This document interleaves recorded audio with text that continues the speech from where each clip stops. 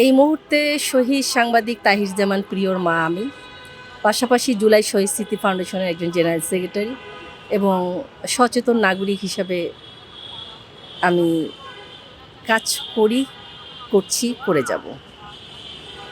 নির্বাচনে গণভোটটাকে আপনি কী হিসেবে দেখছেন? আমি এটাকে পজিটিভ হিসেবেই দেখছি। যেহেতু আমরা আসলে এতগুলো মা বাবা, যারা স্ত্রী, যারা তাদের প্রিয়জনকে হারিয়েছে, আমাদের সকলে বিশ্বাস ভোট আসলে হয়তো আমার সন্তানদের সুষ্ঠু বিচার পাবো, হাদি হত্যার বিচার পাবো, যত খুন গুম হয়েছে এই দেশে তার বিচার পাবো এবং ফ্যাসিস্ট হাসিনা যে গণতন্ত্রের জন্য একটা কালো ছায়া ছিল, অন্ততপক্ষে এটাকে আমরা দূর করতে পারবো আমি মনে করি। দেশবাসীর কাছে আমি মা হয়ে সবাইকে বলবো, আপনারা ভোট দিন।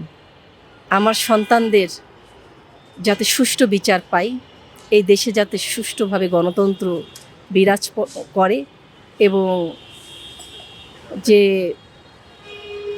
আমরা যে সাংবাদিকতা যারা করে বা মিডিয়া, তারা যেন তাদের কণ্ঠকে যাতে রোধ করতে না পারে, এজন্য আমি অবশ্যই ভোট চাই।